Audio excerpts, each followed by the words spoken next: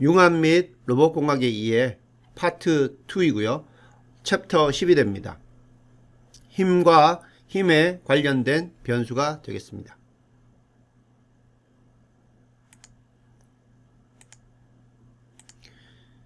자, 이번 챕터에서의 목표는요, 힘을 우리가 이해하는 겁니다.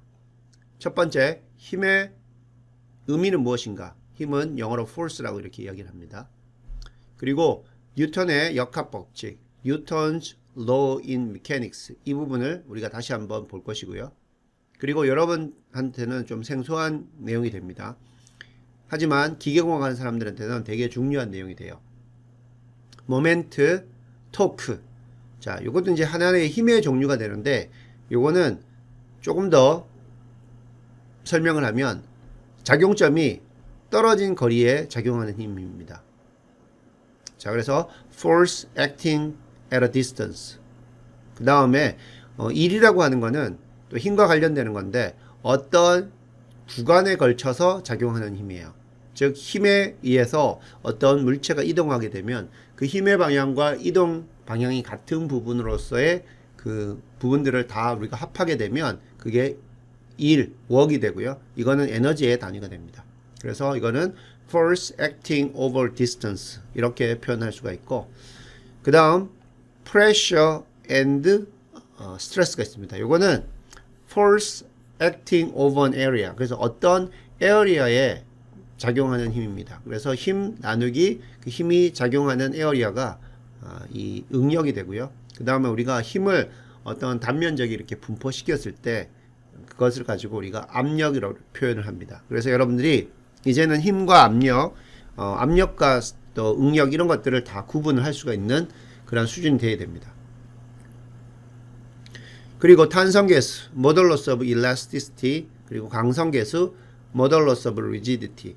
이거는 예전에 우리가 엔지니어로서 그 재료를 선택할 때 어떤 그 재료의 물성을 알고 있어야 되느냐 할 때 간단하게 한번 설명을 했던 부분이고요. 이제 이 챕터가 지나고 나면 여러분들 이 개념들을 명확하게 머릿속에 기억을 할 필요가 있습니다. 그 다음 압축성 팽창계수에서 bulk modulus of compressibility 이러한 부분들도 우리가 한번 다뤄볼 겁니다. 그리고 선형 충격량 linear impulse, 요거는 F 곱하기 델타 T가 되는데요. 어떤 시간 동안 작용하는 힘입니다. force acting over time. 자, 이게 이제 어떤 거 관련이 있어요? 모멘텀하고 관련이 있다고 했죠. 그렇죠? 그래서 이러한 내용들을 쭉 봅니다. 그래서 힘, 그리고 떨어진 거리에 작용하는 힘, 어떤 구간에 걸쳐 작용하는 힘, 어떤 면적에 작용하는 힘, 어떤 시간 동안 작용하는 힘. 같은 힘이지만 이러한 조건에 따라서 조금씩 그 물리량들이 달라지고요. 거기에 따른 우리가 또 이해해야 할 것, 기억해야 할 것, 이런 것들을 이 챕터에서 배우게 됩니다. 자, 힘 및 힘과 관련된 변수예요. 우리가 벌써 챕터 7에서 길이, length, 챕터 8에서 time, 시간, 그리고 챕터 9에서 mass, 질량에 대한 거를 이야기를 했고요. 챕터 10에서 이제 force하고 관련되는 겁니다. 그래서 momentum 하면은 떨어진 지점에 작용하는 힘이죠. 그렇죠? LF, L은 길이, F는 힘의 단위고, pressure는 힘을 L제곱 면적으로 나눈 것이고요. work, energy, no, 요거는 힘이 가해졌을 때 물체가 그 힘에 의해서 이동한 양, FL입니다. 그래서 모멘트하고 work 그리고 에너지 여기 같은데 단위는 LF 또는 FL 같은 단위처럼 보입니다. 근데 확연하게 구분이 됩니다. 자, 워크 에너지하고 모멘트하고 보면 길이 곱하기 힘, 여기도 힘 곱하기 길이기 때문에 같아 보이는데요. 차이가 있음을 우리가 이 내용 중에 설명을 하도록 하겠습니다. 그리고 스트레스, 프레셔 보면 힘 나누기 L 제곱 해가지고 힘 나누기 면적이 되는데 단위는 같지만 그 상황이 틀리다는 겁니다. 이 프레셔는 작용력에 대한 거고, 여기 스트레스는 발력에 의한 그 힘 나누기 그리고 면적이 됩니다. 그래서 이런 부분도 우리가 개념들을 자세히 설명을 하도록 하겠습니다. 다음 linear impulse F 곱하기 T가 되고요. 파워는 여기 워크를 시간으로 나눈 겁니다. 그래서 FL 나누기 T가 됩니다. modulus of elasticity, 이거는 여기 나오는 pressure, 스트레스의 단위와 똑같은 걸 쓰고요. 그리고 modulus of rigidity도 마찬가지 같은 단위를 쓰게 됩니다. 그리고 여기 보면 specific weight, 단위 부피당 무게죠. 그렇죠? 이러한 것들을 우리가 쭉 이야기를 하게 될 겁니다. 자, 그러면 구체적으로 하나하나 따져보도록 하겠습니다. 10장의 1절입니다. 힘, 그리고 힘의 의미는 무엇인가에 대한 건데 force. 자, 일단 여러분들 물체에 힘이 작용하게 됩니다. 그러면 어떤 것들이 유발되냐면 일단 운동이 유발돼요. 어떤 놓여있는 공에다가 우리가 발로 차거나 손으로 밀면 그게 운동이 하게 되고요. 또 그런 경우 가만히 있는 공을 우리가 발로 차게 되면 운동뿐만이 아니라 발로 차는 순간 그 공이 찌그러지죠. 그럼 변형이 유발되기도 합니다. 그리고 어떤 책상을 우리가 놓은 다음에 그 위에 여러 명이 올라가게 되면 책상이 이렇게 휘는 것 알 수 있죠. 그래서 물체의 힘이 작용할 때 운동이 그리고 변형이 유발됩니다. 그러면 기계공학 하는 사람들은 뭐가 필요하냐면 어떤 물체가 있을 때에 특정한 힘의 작용이 있을 때 그 운동이 어떻게 될 건가 또는 변형이 어떻게 될 건가 이런 것들 운동과 변형을 우리가 알아내는 게 바로 기계공학에서 역학 관련되는 부분들을 우리가 공부해서 최종적으로 얻고자 하는 겁니다. 그래서 여러분들이 배우는 모든 역학들은 이런 것들과 관계있어요. 특별히 이 힘과 관련 있는 게 여러분 이제 1학년 2학기 때 보면 정력학이라는 걸 배우게 되고요. 그 다음 이제 2학년에 가면 동력학이라는 걸 배우게 되고요. 그 다음 유체역학, 연력학 이런 역학들을 쭉 배우게 되는데 대부분의 재료역학 그리고 정력학, 동력학들이 이러한 물체의 힘이 작용할 때 운동 그리고 변형이 어떻게 되는가를 이제 해석하는 겁니다. 그럼 그 해석을 어떻게 하느냐? 바로 우리가 수학 때 배웠던 미분 방정식 있죠.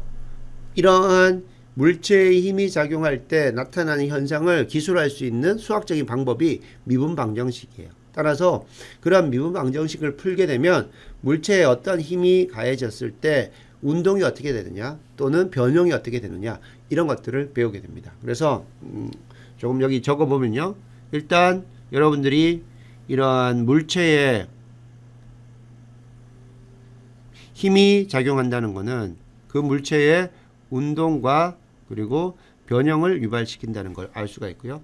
이제 이런 거와 관련되는 게 정력학 그리고 동력학 그리고 정력학하고 동력학의 공통점은 뭐냐면요. 일단 물체가 강체라고 가정을 합니다. 강체. 힘이 가해지면 물체의 변형은 일어나지 않고 운동만 일어난다는 것이고요. 정력학은 힘이 가해졌을 때 물체의 어떤 변형이라든지 또는 운동은 없고 정지된 상태에서의 역학을 우리가 정력학으로 다루게 되고요. 동력학은 물체 자체는 강체인데 힘을 받으면 그게 움직임이 생긴다는 거죠. 그걸 다루는 겁니다. 자, 여기에서 이제 변형을 다루는 게 어떻게 되냐면 여기 갔을 때 재료역학입니다. 재료역학은 어떤 정지되어 있는 물체에 대해서 힘이 가해졌을 때 그 힘으로 인해 물체가 변형되는 이런 것들을 다루는 얘기입니다.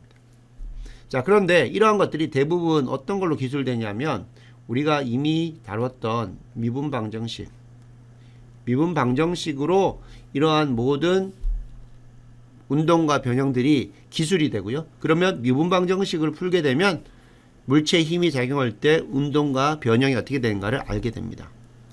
그래서 이게 전체적인 큰 그림이 이렇게 되기 때문에 여러분들이 공부를 할 때 미분 방정식이 어떤 식으로 앞으로 역학의 의미를 가지는지 그런 것들을 좀 중요성을 가지고 공부를 하는 게 필요합니다.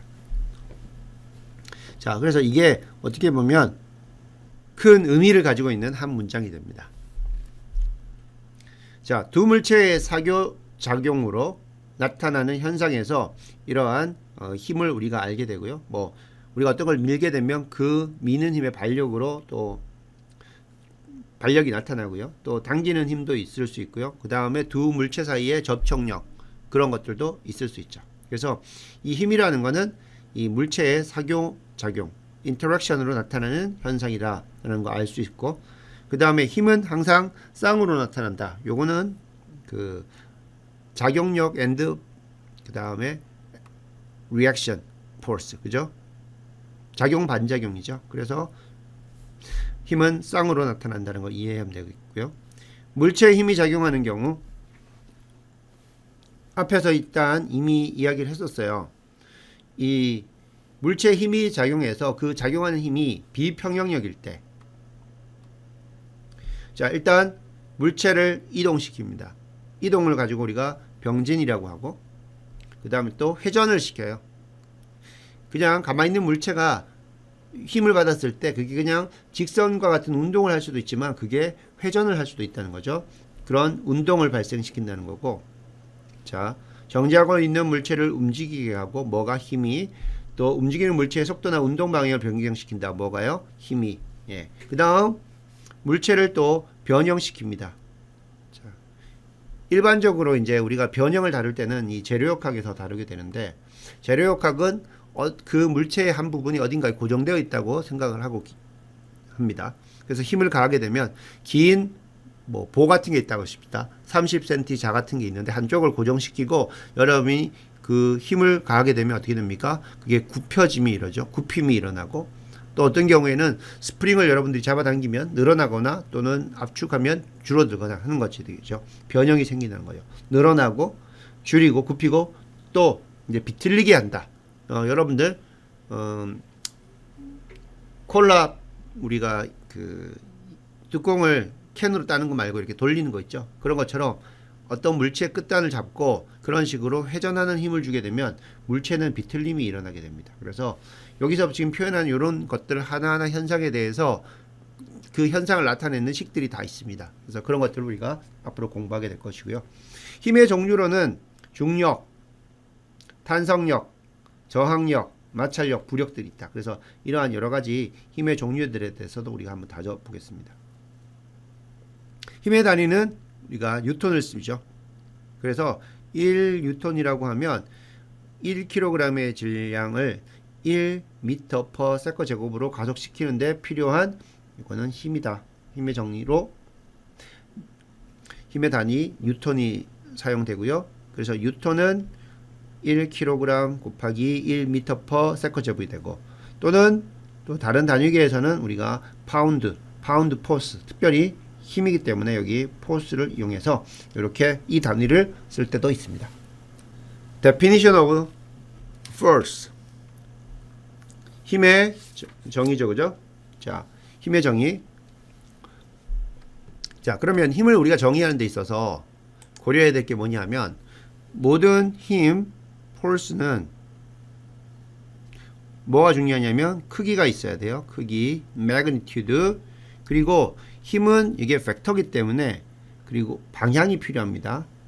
direction.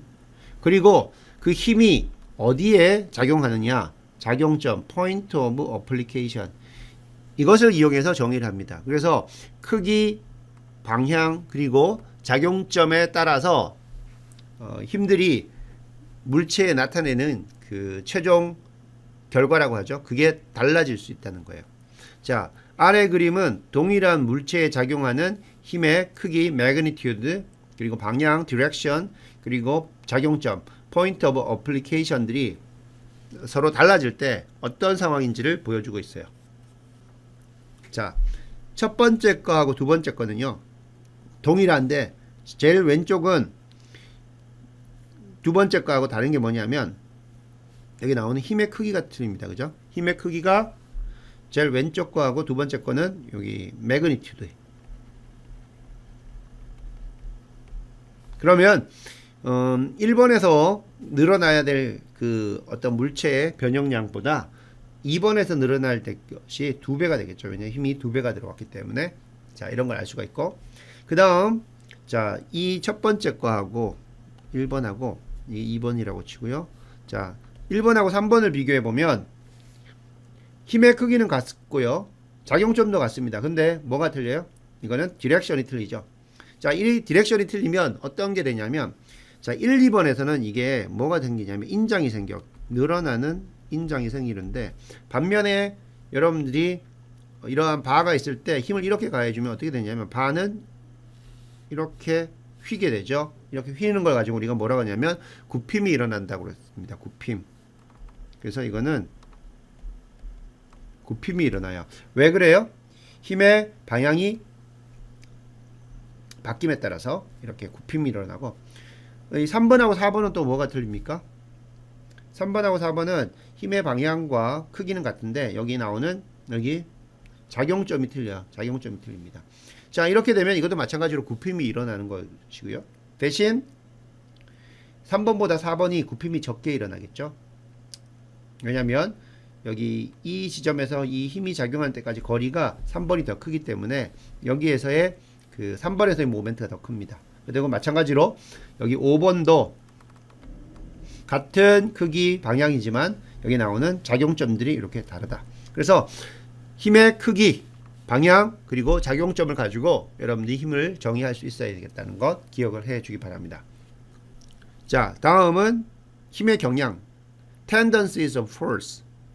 자, 여기 나오는 힘으로 인해서 어떤 물체가 인장이 되고, 그리고 압축이 되고, 굽힘이 되고, 비틀림이 되고, 그리고 병진운동, 또한 이 회전운동들이 이렇게 발생할 수가 있습니다. 자, 첫 번째 한번 보면 여기가 고정이 되어 있다는 게 중요합니다. 여기가 고정이 되어 있고, 여기는 이게 픽스가 되어 있어요. 픽스.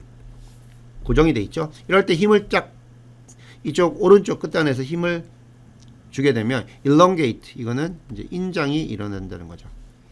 마찬가지로 여기는 픽스가 되어 있고 힘을 이 바의 반대 방향으로 주게 되면 shorten, 요거는 압축이 일어난다는 뜻입니다. 그리고 여기가 구속되어 있는데 힘을 이쪽 방향으로 가해 주게 되면 이 막대기는 위쪽으로 휘게 되죠. 밴드, 굽힘이 일어납니다. 자, 그 다음 여기 나오는 D번은 트위스트, 비틀림인데요. 이게 어떻게 되냐면 지금 여기 여러분들 끝단에 좀 이해하기가 어렵게 되어 있는데 자, 여기 어떻게 되어 있냐면, 자, 이 힘과 여기 나온 이 힘과 이 힘이 어떻게 지금 작용하고 있냐면요. 자, 이걸 우리가 옆에서 한번 봤다고 칩시다. 옆에서, 자, 어디서 보냐면 이제 이렇게 있고 눈알이 여기 이렇게 있다고 칩시다. 그래서 이렇게 보고 있어요. 이렇게 봤을 때 우리가 단면을 우리가 동그라미라고 했으면요. 이렇게 동그라미라고 하면 이게 이 바의 지금 단면입니다. 이 단면 어떻게 했냐면 여기에다가 뭔가를 연결해서 한쪽은 힘을 이렇게 밑으로 주고요. 이게 F가 되고요. 한쪽은 이렇게 힘으로 이렇게 준 거예요. 자, 이쪽에서 봤을 때 그럼 이게 어떻게 되냐면 이렇게 비틀림이 생깁니다. 그래서 트위스트는 비틀림이라고 이렇게 이야기를 합니다. 힘에 따라서 이러한 인장, 압축, 굽힘, 비틀림이 생기는 거고요.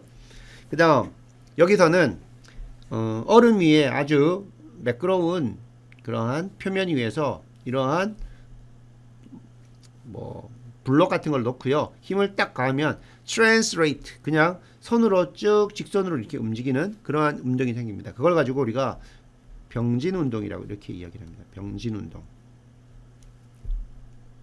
반면에 자, 이건 어떻게 되냐면요. 힘이 이거는 지금 아이스에 평행하게 힘이 가해지긴 하는데 이 F에서 어떤 이 힘이 위쪽으로 주는 게 아니고요. 이 평면에 있는데 우리가 이걸 이렇게 위에서 봤을 때 이렇게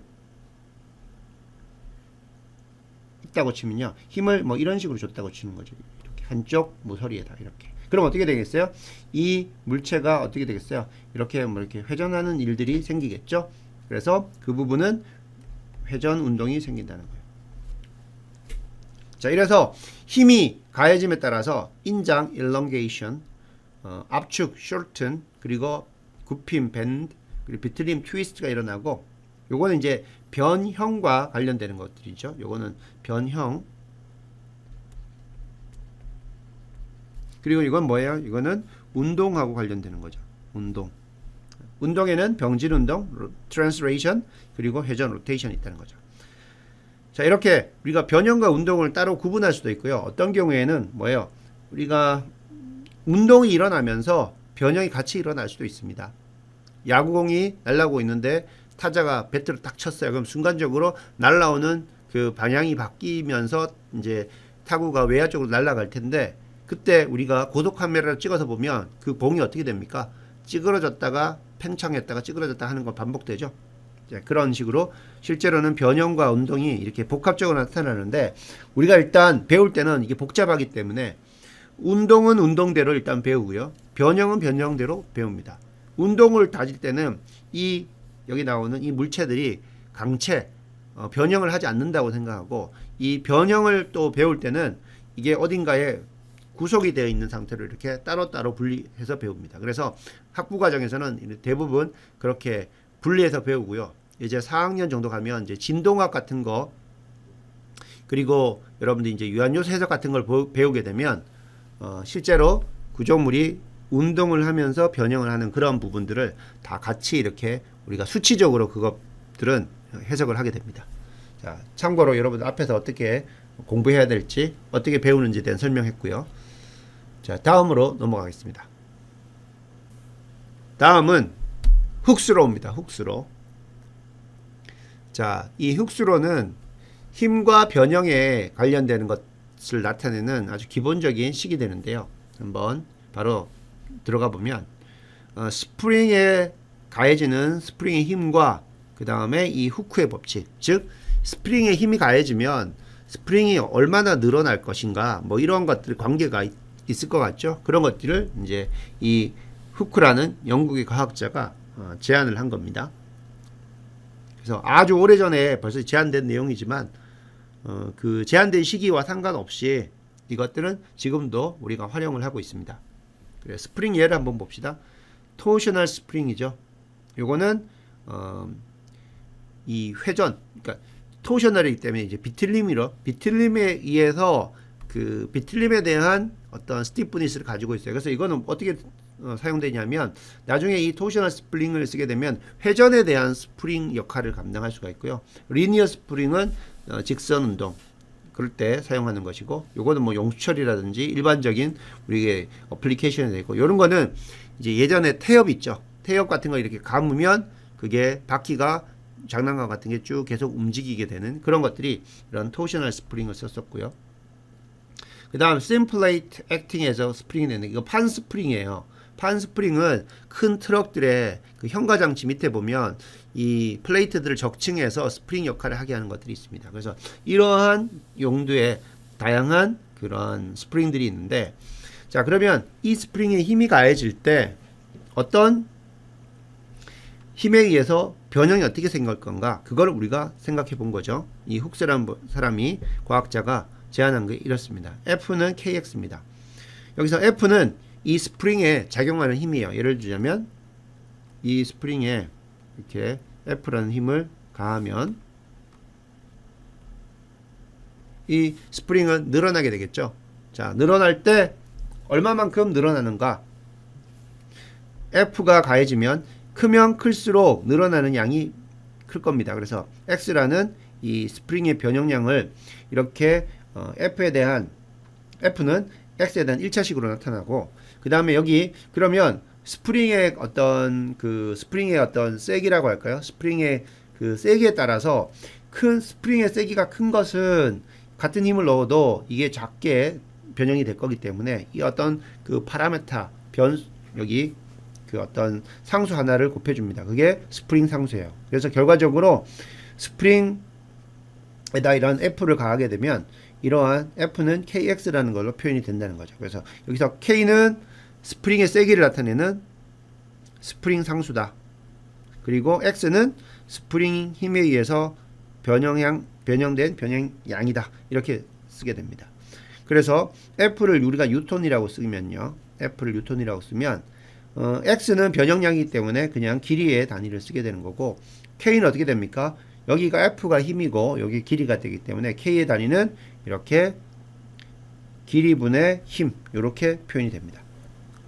자, 그리고 이게 F가 힘의 크기가 어떤 제한적인 영역 내에서 이게 만족을 합니다. 그게 뭐냐고 하면은 스프링의 탄성 범위 내라는 표현을 씁니다. 탄성 범위 내라고 하면 항복이 일어나지 않는, 영구 변형이 일어나지 않는 그러한 범위를 우리가 탄성 범위라고 합니다. 일반적으로. 여러분들 볼펜에 들어있는 작은 그 스프링을 빼서 우리가 당겼다가 조금만 당겼다가 놓으면 원래대로 돌아갑니다. 근데 장난친다고 많이 확 당기면 원래대로 다 안 돌아가죠. 그래서 이 어떤 변형이 원래 상태로 회복되지 않는 걸 가지고 우리가 영구 변형이라고 하는데, 이 훅스러우는 그 탄성 범위 내 원래 힘을 가했을 때 변형했다가 그 힘을 제거하면 원래대로 돌아가는 영역 내에서 만족한다고 이렇게 되어 있습니다. 변형은 X는 작용한 힘에 비례한다. 이렇게 이해하면 되겠고요. 자, 탄성 범위 설명했죠. 스프링에 적용된 힘이 제거될 때 원래 모양이나 크기로 되돌아가는 범위다. 영구 변형이 없는 것을 의미한다죠. 자, 그러면 이 K는 스프링 상수가 되는데, 요거는 이 스프링을 무엇으로 만들었느냐, 그 스프링의 재질과 그 다음에 스프링의 어떤 이 크기죠. 이 반경이 어떻게 되고 여기 와이어의 어떤 반경은 얼마로 쓸 것인가, 감긴 횟수는 얼마인가, 전체적인 이 스프링의 반지름은 얼마인가, 이런 거에 의해서 스프링의 K는 스프링의 재질과 모양에 의해서 결정된다. 이렇게 여러분들 이해를 하면 되겠습니다. 자, 예제 1번을 한번 보도록 하겠습니다. 예제 1번은 추의 무게에 따른 스프링의 변형이 주어질 때 스프링 컨스턴트를 결정하시오. 이렇게 되어 있어요. 자, 이처럼 여기 스프링이 있죠. 요게 이제 스프링이 되겠고요. 스프링 상수 K가 이렇게 있을 겁니다. 이 K는 어떻게 결정하냐면, 요거는 이 스프링이 주어지면 이거는 이제 실제로 실험을 해서, 그죠? 측정을 해야 이 값을 알 수 있죠. 힘에 따라서 얼마나 변형이 일어나는가, 그런 것들을 결정하는 거죠. 자, 그래서 합니다. 어떻게 하냐면, 여기다가 추를 넣어서 추의 무게에 따른 스프링 변형을 이렇게 다 테이블로 작성을 합니다. 추가 4.9 뉴턴 무게일 때 스프링이 요 끝단이 디플렉션, 변이가 어떻게 되는가 다 측정을 합니다. 그리고 요거를 우리가 한번 그려보는 거죠. 그려보면 이 포인트를 4.9, 요거는 뭐예요? 4.9에 폴스일 때 폴스 4.9에 여기 디플렉션, 이렇게 우리가 적는 것이고요. 그래서 자, 요거는 이쪽이 이제 디플렉션 되고 여기는 폴스가 되는 거죠. 자, 요렇게 우리가 점들을 다 찍습니다. 그러면 아까 우리가 할 때 어떻게 했었어요? F는 KX, 요거는 상수가 되고, 그럼 F는 X의 1차식이 되기 때문에 여기 나오는 요게 X축이 디플렉션이니까 X가 되고요. 이게 Y축이 힘이기 때문에 F가 돼요. 그러면 이게 X고 이게 F면 이거의 기울기는 어떻게 됩니까? 이거의 기울기를 해보면 이거는 우리가 요거를 1이라고 놓으면 요거는 실제로는 F 이퀄 KX에서 K가 됩니다. 그래서 여러분들 이거 그려서 기울기 계산해 보면 이 K가 첫 번째 거는 어떻게 나오냐면 0.54 정도가 나옵니다. 0.54 뉴턴 퍼 밀리미터 이렇게 나옵니다. 그래서 여기 나온 기울기는 변형량의 델타 변형량분의 뭡니까? 힘의 델타 힘, 이거에 의해서 기울기, 이 기울기는 K죠. 이게 결정이 됩니다. 근데 많은 경우에요, 실제로 실험을 해보면 밑에와 같은 형태로 결과가 많이 나옵니다. 그래서 보면 어떻게 되냐면, 자, 웨이트에 따라서 디플렉션을 다 해보면 이게 점들이 우리가 실제로 찍어보면요, 이렇게 이런 식으로 있어서 이 점들을 이으면 직선이 되는 게 아니에요. 이 식에 따르면 F 이퀄 KX 때문에 이건 직선이 돼야 되는데 실제로 실험을 해보면 이러한 형태로 직선상에 놓이지 않습니다. 그래서 이걸 우리가 어떻게 하냐면 여기 나온 실험 데이터를 이용해서 이 커브 피팅을 합니다. 이걸 커브 피팅할 때 이거를 우리가 F는 KX 1차식이라는 걸 알기 때문에 실험 데이터를 1차식으로 1차식으로 커브 피팅합니다. 이걸 가지고 우리가 최소 자승법이라고 이야기하는데, 이러한 실험 데이터들이 있으면 여러분들이 이제 엑셀에 가면, 우리 마이크로소프트 엑셀 있죠? 엑셀에 가면 엑셀 이용하면 여기에 커브 피팅하는 그러한 기능들이 있습니다. 그걸 쓰게 되면 이렇게 실험한 거에서 이 실험한 결과들을 있는 게 아니고요. 이것들을 지나가는 가장 이 각각의 데이터와 우리가 알아낸 이 1차식하고 각각의 오차들의 제곱을 했을 때 가장 적게 하는 이러한 1차식을 찾아냅니다. 그때 그 1차식을 찾아낸 다음에 그 1차식의 이 기울기, 이거를 여러분들 구해서 이것을 이 스프링의 K라고 이렇게 하면 가장 적합한 그러한 스프링 상수로 결정을 할 수가 있습니다. 자, 이런 식으로 추의 무게에 따른 스프링의 변형을 이용해서 스프링 상수 결정한다는 거 기억을 해주면 되겠습니다. 자, 이제는 조금 더 힘의 종류에 대해서 한번 설명을 하도록 하겠습니다. 자, 그 중에 첫 번째 이제 마찰력, friction force를 우리가 한번 다뤄볼 텐데요. 일단 마찰력에는 건마찰, 그 다음에 여기 나오는 점성 마찰, 이런 크게 이렇게 두 가지로 우리가 생각해 볼 수가 있습니다. 자, 먼저 건마찰 한번 보겠습니다. dry friction이에요.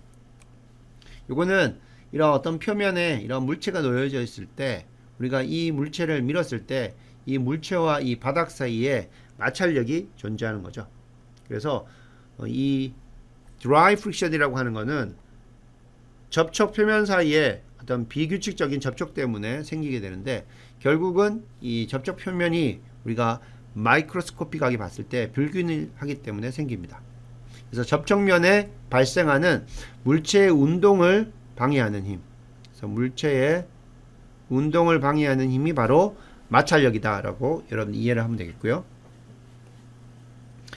정지 상태에서 물체에 미는 힘을 가할 때, 이 책이 이렇게 정지 상태에 있을 때 우리가 힘을 주어서 밀게 되면, 힘을 작게 주면 책이 안 움직여요. 맞죠?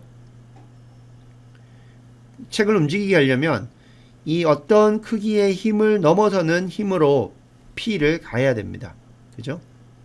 그 아래의 힘으로 가게 되면 이 물체는 움직이지 않아요. 그래서 정지 상태에 있는 물체에 미는 힘을 가할 때 그 움직임이 일어나게 하려면요, 최대 마찰력보다 큰 힘으로 밀어야 됩니다.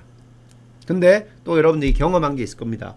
처음에는 잘 안 움직이는데 일단 움직이기 시작하면 그 다음부터는 미는 힘이 조금 적게 들어간다는 걸 경험했을 겁니다. 집에서 무거운 장롱 같은 걸 옮길 때, 책상 같은 거 옮길 때 처음에는 꿈쩍도 안 하던 것이 일단 한번 꿈쩍해서 움직이게 되면 우리가 조금 더 적은 힘으로 움직일 수 있다는 걸 경험했을 겁니다. 이걸 가지고 우리가 뭘 생각할 수가 있냐면, 정지 상태에서 운동을 방해하는 힘이 움직일 때 운동을 방해하는 힘보다 조금 더 크다는 것을 알 수가 있어요. 자, 그러면 이러한 현상을 우리가 식으로 한번 나타내 보겠습니다. 자, 여기 보면 책이 있고요. 자, 책이 있으니까 책에 무게가 있을 겁니다. 그래서 이 책의 무게가 이렇게 밑으로 N이라는 책의 무게로 가해진다고 칩시다. 그랬을 때 우리가 applied force, 가하는 힘을 P라고 하고, 그러면 여기 나타나는, 자, apply는 왼쪽에서 오른쪽으로 미니까 운동을 방해해야 되니까 friction force, F friction은 이 오른쪽에서 왼쪽으로 가해줄 겁니다. 자, 그러면 이 마찰력은 어떻게 결정이 되냐면, 여기 나오는 이 물체의 무게, 이걸 가지고 우리가 특별히 이 표면의 그 수직한 방향으로 작용한다고 해서요, 그 표면의 수직한 방향으로의 힘이에요. 그래서 그걸 가지고 뭐라고 하냐면 수직항력, 이렇게 이야기를 합니다. 그래서 이렇게 표면이 수평일 때는 수직항력이 이건 무게와 같고요. 일단 N은 수직항력이 되고요. 여기에다가 어떤 계수 하나를 곱해줍니다. 요게 마찰계수예요. 자, 이 값과 마찰력은 비례한다는 거예요. 그래서 최대 마찰력은 여기 수직 악력에다가 이 마찰 계수 이거를 우리가 µs, 자 s라는 거는 정지에 있다는 거죠. 그래서 스태틱이라는 의미에서 µs를 곱해줘요. 그럼 이게 최대 마찰력이 되는 겁니다. 그러면 이동하고 있을 때, 움직이고 있을 때는 어떻게 되냐면 수직 악력에다가 µs가 아니라 µk, 동마찰 계수를 곱해주면 됩니다. 자, 그래서 한번 이것을 우리가 그래프로 한번 그려보면요. 자, applied force 이걸 우리가 P라고 합시다. 가해주는 힘이고, 그 다음에 여기 발생하는 프릭션 포스 이걸 가지고 우리가 F라고 합시다. 그러면 자, 이 물체에다가 가해주는 힘을 이제 가합니다. 처음에는 0이었죠. P가 0이에요. 점점 힘을 가해서 큰 힘으로 밉니다. 밀어도 꿈쩍도 하지 않죠. 그러다가 어디까지 밀어야 움직이냐면 이 A점까지 가야 돼요. A점까지. 자, 이 A점까지 밀어야 이게 움직입니다. 그러면 이 A점까지에서의 그 최대 마찰력은 어떻게 되냐면 수직악력 곱하기 여기 나오는 정마찰 계수 요렇게 계산이 돼요. Fmax가 여기서 그렇게 계산이 됩니다. 자, 일단 그 지점을 넘고 나면 그 다음에 어떻게 되냐면 원래 마찰력보다 더 작은 마찰력 어떻게 되냐면 Fmax보다 작은 움직이고 있을 때 생기는 마찰력 F는 µKN, µK는 동마찰 계수고요. 그 다음에 N은 수직악력입니다. 그 힘으로 마찰력은 내려옵니다. 그래서 요게 요 값이 되죠. 요 마찰력이 되는 거죠. 요게 바로 이거는 이제 움직일 때의 마찰력이죠. 그래서 동마찰력입니다. 동마찰력. 이렇게 계산할 수가 있어요. 자, 그러면 밑에 한번 봅시다. 미는 힘, 작용력을 P라고 할 때 움직이지 않을 때의 마찰력은 어떻게 갔냐? 자, 움직이지 않는 경우 이 경우의 마찰력을 얼마라고 하면 됩니까? 이때의 마찰력은 뭐냐면 밀고 있는 힘하고 동일해요. 왜냐하면 움직이지 않기 때문에. 그래서 움직이지 않는 경우의 마찰력 요거는 우리가 가했던 밀었던 힘 P하고 동일합니다. 그리고 이 값은 당연히 Fmax보다는 작아야 되겠죠. 자, 움직일 때의 마찰력은 어떻게 됩니까? 일단 움직이게 되면 마찰력은 수직악력 곱하기 동마찰 계수 이거와 같습니다. 근데 이 힘은 어떻게 돼요? 자, 움직일 때는 어떻게 됩니까? 힘은 가해주는 힘은 P는 뭐보다 커야 돼요? 이 동마찰력보다 커야 되죠. 자, 그래서 요 관계를 여러분들이 이해를 해줄 필요가 있습니다. 다음 마찰력의 점성 마찰, 유체 마찰입니다. 요거는 여러분들 저널 베어링 같은 큰 축이라든지 어떤 회전하고 있는 축과 그죠? 그것을 잡고 있는 뭐 지지부, 베어링부 있죠. 그 사이에 이러한 저널 베어링부로서 이러한 유체 마찰을 이용한 점성 마찰을 이용한 그러한 유체 베어링, 저널 베어링 같은데 이렇게 많이 활용하고 있고요. 그 다음에 또 우리 자동차의 엔진에서 윤활유 같은 그런 데 많이 사용이 됩니다. 점성 마찰력은 우리가 비스코스 프릭션이라고 하고요. 요거는 유체의 점성, 비스코시티 때문에 생기게 됩니다. 유체 점성은 유체가 얼마나 쉽게 흐르냐의 특성을 나타내요. 그죠? 그냥 물을 우리가 어떤 기울어진 면에 부었을 때하고 꿀을 부었을 때하고 기름을 부었을 때 흘러내려가는 게 틀리죠. 그죠? 그게 이제 유체의 점성을 나타내는데 높은 점성 값은 점성이 크다는 것은 잘 흐르지 않는다는 거예요. 유체가 흐르는 데 대한 더 큰 저항을 의미하는 거고 또한 이 점성은 온도의 함수예요. 일반적으로 유체의 점성은 이 온도가 증가하면 그거는 점성은 낮아지게 됩니다. 왜냐하면 우리가 기름을 끓이지 않았을 때보다 끓이고 나면 기름이 더 물같이 점성이 없어지죠. 예, 그런 것들을 보면 알 수가 있고 자, 그래서 이러한 이 점성 마찰을 이용해서는요 기계 부품 사이에 마모와 그리고 마찰을 감소시키는 윤활유 선택할 때 이 중요한 역할을 합니다. 그래서 온도의 함수기 때문에 그 점성은 항상 온도에 따라 바뀐다는 걸 가정을 해야 되고요. 자, 그런 것들을 고려해서 여러분들이 윤활유를 선택하고 그리고 사용을 해야 됩니다. 엔진을 처음 이제 기동할 때는 조금 윤활유 온도가 낮아서 점성이 커서 조금 뻑뻑한 느낌이 있는데 이게 이제 어떤 정상 상태의 온도로 올라가게 되면 윤활유가 이제 실제로 작동해야 되는 온도 범위에서 가지는 점성으로 조금 초기보다 조금 더 점성이 낮아지는 그런 걸 여러분들이 운전할 때 아마 경험을 했을 겁니다. 자, 이런 식으로 마찰력 이야기를 했고요. 그 다음 보면 이제 예제가 있어요. 한번 봅시다. 자, 예제 2번입니다. 자, 예제 2번은 이제 마찰력에 관련되는 게 되겠고요. 예제 2번 다음에는 이제 챕터 10에 의해서 뉴턴 역학의 법칙입니다. 그래서 여기 예제 2번을 한번 같이 봅시다. 책과 탁자 표면 사이에 정마찰 계수가 지금 μs가 0.6이고 책의 무게는 20N이다죠. 그러면 우리가 그려보면 여기 책이 있고 책의 무게가 20N이기 때문에 여기 나오는 수지 강력 이거는 20N이 됩니다. 됐죠? 만약 10N의 수평력이 책에 작용한다고 했을 때 P가 10이라고 합시다. 책은 움직일 수 있는가? 자, 책이 움직일 수 있으려면은 어떻게 됩니까? 최대 마찰력 크기를 이겨야 되죠. P가 최대 마찰력보다 커야 돼요. 그러면 최대 마찰력 크기는 우리가 계산할 수 있죠. Fmax는 여기 나온 정마찰 계수 0.6 곱하기 수지 간격 20N입니다. 그 12N 이상의 이 수평력이 작용해야 움직일 수가 있는데 그러면 움직일 수 있는가? 아니죠. 못 움직이는 거죠. 노우죠. 그렇지 않으면 마찰력의 크기는 얼마인가? 자, 책은 움직일 수 있는가? 이렇게 물었는데요. 그러면 그때 마찰력 크기는 얼마예요? 우리가 P를 10N 이게 P죠. P를 10N 책에 가했어요. 근데 움직이지 않았어요.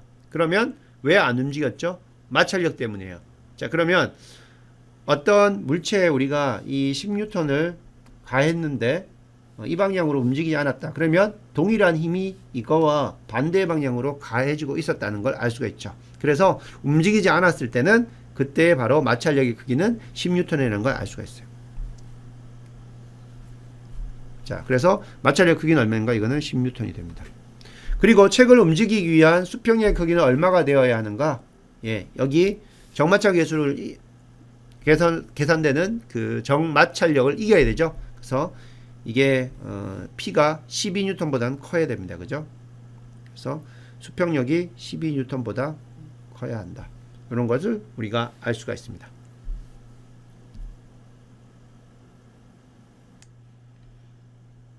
자, 다음은 공학에서 뉴턴 역학 법칙 뉴턴즈 로에 대해서 설명을 하겠습니다. 우리 교재에서는요. 챕터 10.2 되겠습니다. 역학의 의미가 무엇인가? 먼저 이걸 한번 보겠습니다. 역학은 한자로는 이렇게 힘역자를 쓰고요. 그 다음에 영어로는 이 미케닉스라는 겁니다. 미케닉스. 자, 역학은 힘을 받는 중요한 게 힘이죠. 힘이 들어가야 되니까. 힘을 받는 개체, 물체 또는 구조물의 거동을 비헤이비어를 연구합니다. 자, 이 거동이라고 하면 힘에 의해서 앞에서 이야기했는데요. 운동이 발생하거나 또는 변형이 발생하죠. 그래서 힘 가해질 때 구조물이 어떻게 운동하고 변형하느냐 이걸 보는 게 미케닉스라는 겁니다. 힘은 개체를 이동시키거나 회전시킨다. 요거는 뭡니까? 요게 이제 운동과 관련되는 거죠. 또는 압축, 단축, 인장, 굽힘 또는 비틀리게 한다. 요건 뭐예요? 요거는 변형이죠. 그러면 뭐 대부분 설명을 했는데 힘을 받았을 때 구조의 거동, 비헤이비어는 무엇을 의미하는가? 이 용어는 여러분들이 잘 기억을 해두기 바랍니다. 자, 역학에서 거동은 개체의 선변이 그리고 회전변이, 자, 변이를 나타내는 거죠. 변이.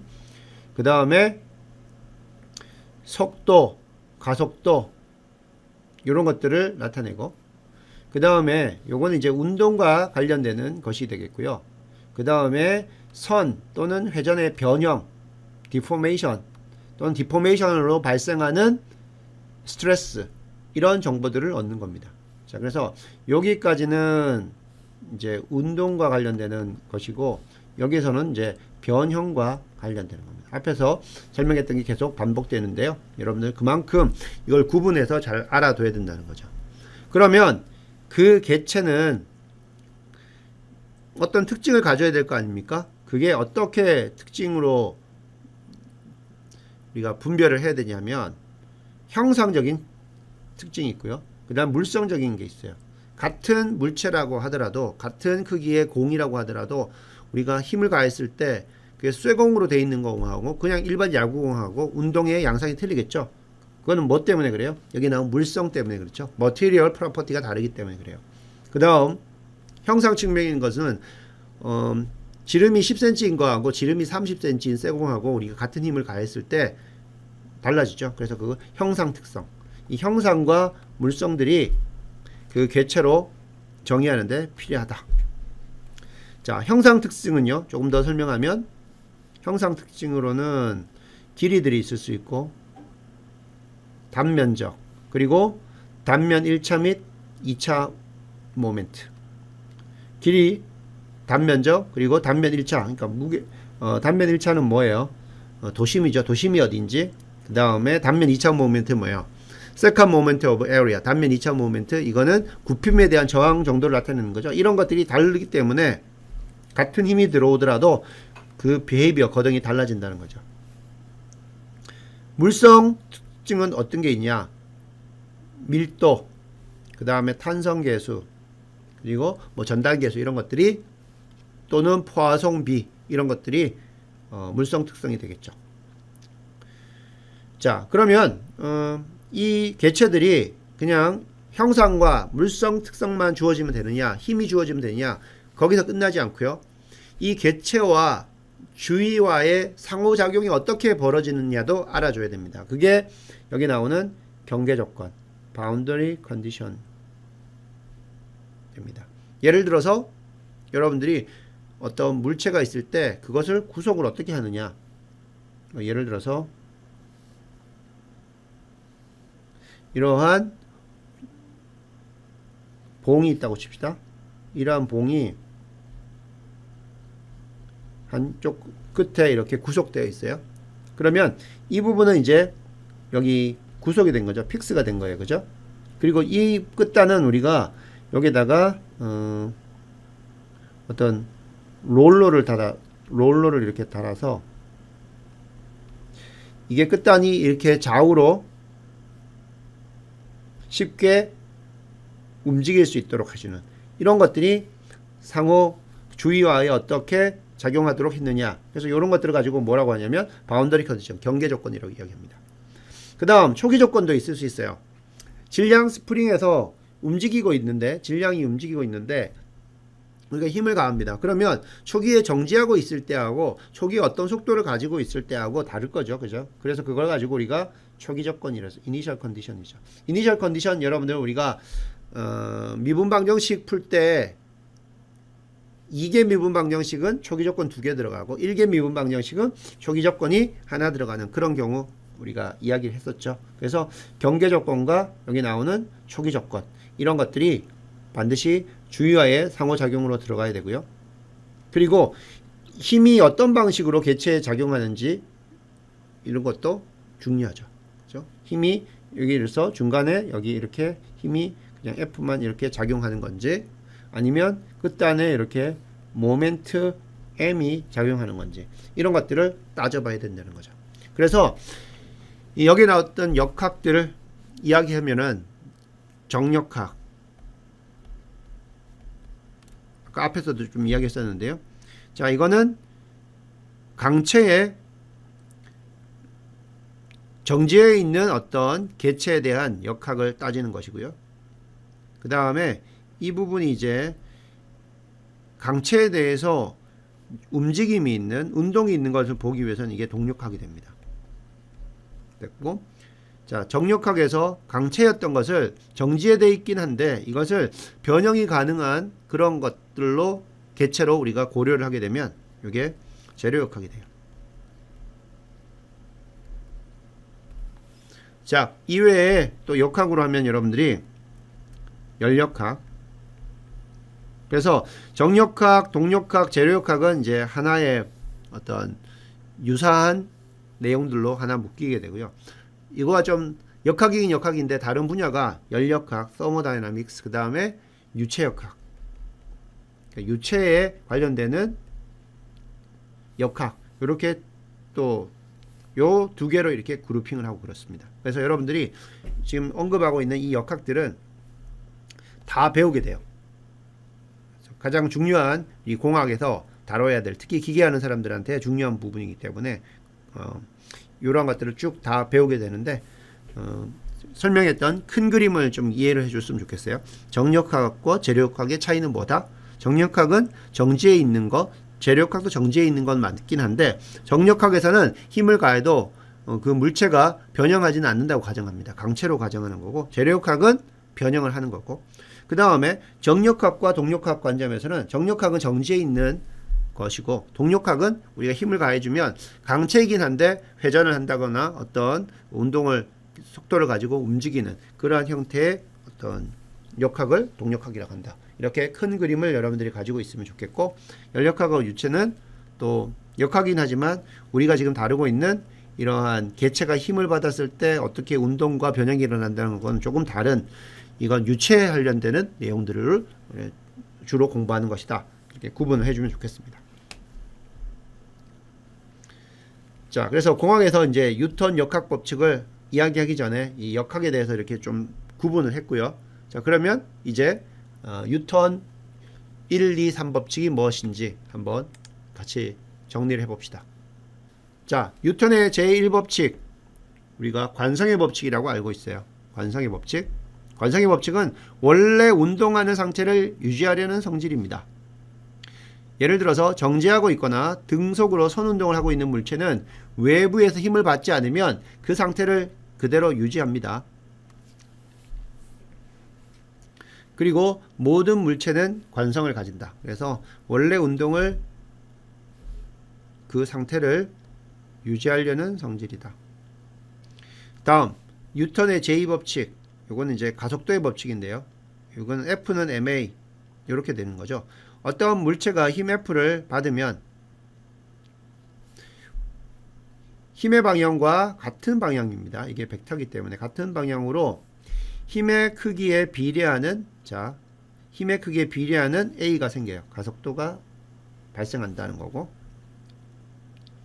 자, 여기 뉴턴의 가속도 법칙, 이거는 정력학, 재력학, 동력학, 이 운동방정식 세울 때 가장 기본이 되는 그러한 법칙이 되겠고요. 물체가 받는 모든 힘의 합력입니다. 이거를 우리가 시그마 F라고 하게 되면 그때 운동방정식은 그 어떤 방향으로 시그마 F는 ma 이렇게 됩니다. 만약에 F를 X방향의 힘으로 우리가 생각했으면 여기 나오는 A는 X방향의 가속도가 되는 거죠. 자, 여기 나오는 것처럼 어떤 질량체 M이 있으면 여기에 힘 F가 가해지면 힘과 같은 방향으로 이렇게 A가 유발된다는 거죠. 이때 F하고 A는 다 이러한 벡터가 됩니다. 자, 이 식에서 보면 질량이 일정할 때, 여기서 M이 일정할 때입니다. 질량이 일정할 때 F가 커지면 A도 커지게 되죠. 비례하게 되고요. 힘이 일정할 때, F가 일정할 때 M이 커지게 되면 A는 줄어들게 되죠. 이러한 관계에 있다. 기억을 해주고요. 요게 이제 뉴턴의 제2법칙, 가속도의 법칙입니다. 뉴턴의 제3법칙은 작용 반작용의 법칙으로 알려져 있죠. 모든 작용, 액션에 대해서 반작용이 존재한다는 거죠. 두 물체 사이에 발생하는 작용과 반작용의 힘의 크기는 같고, 예. 방향은 반대. 그리고 자, 이게 동일선상에 있게 됩니다. 그래서 이런 것도 정력학이라든지 동력학에서 우리가 이 작용 반작용을 이용해서 식을 세우는 일들이 있습니다. 자, 여기 탁자 위에 있는 이 책을 생각해 봅시다. 분명히 여러분들이 알고 있기로는 이 책은 중력장에 있으면 이게 무게에 의해서 밑으로 웨이트가 있기 때문에 힘을 받고 있죠. 근데 이게 왜 힘을 받았으면 뉴턴의 제2법칙 F는 ma에 의해서 가속도가 유발돼야 되는데 가속도가 유발되면 이게 움직여야 되는데 안 움직이죠. 왜 그래요? 우리 눈으로 보기에는 이게 이러한 자중만 받고 있는 것처럼 보이지만 실제로는 이 자중에 대비해서 밑에서 이 힘이 있어요. 이 힘으로 받쳐주고 있어요. 여기 이 탁자는 이 물체에 이 웨이트하고 똑같은 힘으로 받쳐주고 있어요. 자, 그래서 force from the table supporting the book. 그래서 여기 밑으로 가해지는 자중과 밑에서 받쳐주는 힘 이게 똑같기 때문에 이거는 이 F 우리 Y 방향 이걸 우리가 Y라고 하면요. 이걸 Y 방향이라고 하면 이게 X고 Y 방향으로 한다면 이거는 힘이 제로가 됩니다. 따라서 이것은 움직이지 않고 있는 게 되는 거고 이 로켓 같은 경우는 어때요? 로켓이 이렇게 노즐에서 이러한 연소가스를 품어내죠. 이렇게 그러면 이걸 F로 이렇게 합니다. 그럼 반대 방향으로 F를 밀어주죠. 반력이. 그러면 그 F에 의해서 로켓은 앞으로 나가게 되는 거죠. 그래서 로켓의 원리 설명할 때 작용 반작용 법칙을 우리가 이용해서 설명을 합니다. 자, 그 다음에 이거는 뉴턴의 3법칙까지는 아닌데요. 뉴턴의 중력 법칙이 있죠. 만류인력 법칙이 됩니다. 자, 두 질량은 서로 끌어당기는 힘을 가지고 있으며 그 크기는 같고 반대 방향으로 작용한다는 거죠. 자, 이렇게 M1, M2가 있고 질량체가 있고 그 중심에서부터 떨어진 이게 R일 때 이 M1은 M2를 F라는 힘으로 끌어당기고요. 그리고 M2도 F를 자기 F의 크기만큼 그 힘으로 M1을 서로 당기고 있습니다. 자, 이때 이러한 만류 인력 관련되는 식이 어떻게 돼요? F는 이게 R 제곱분의 여기 만류 인력 상수 G에다가 M1, M2가 되죠. 이렇게 되죠. 자, 이 중에서 우리가 지구와 관련되는 만류인력 법칙, 지구 표면에 있는 물체와 지구와의 그 만류인력 법칙을 이용해서 중력을 정의하는데 어떻게 됩니까? W는 mg, m은 이제 물체 지구 표면상에 있는 물체 이게 m이 되겠고 이거의 무게는 중력에 의해서 나타나는 힘이 되는데 자 그러면 요때 곱해지는 g는 뭐가 됩니까? 여기서 우리 m1이나 m2 중에 하나를 자 m1을 우리가 지구라고 생각하면 자 m2는 이 물체의 질량이 되죠. 그러면 만류인력 상수 g 곱하기 지구의 질량 나누기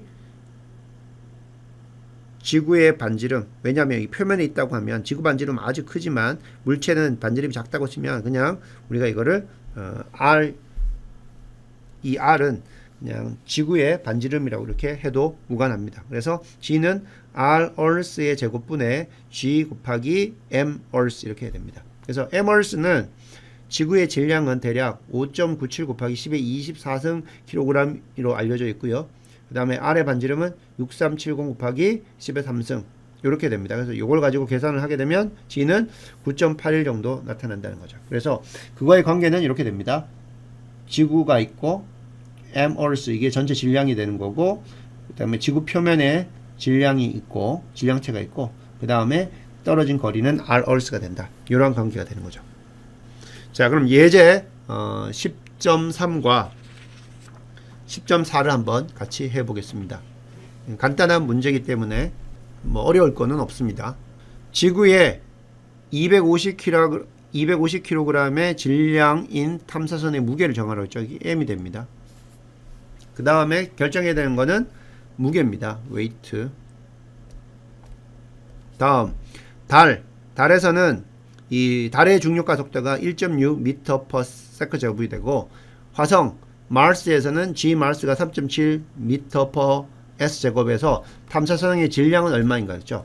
질량은 이게 불변입니다. 질량은 어디서 측정하든지 똑같습니다. 그래서 여기서 질량은 250kg이다. 어디 두든지 똑같고요.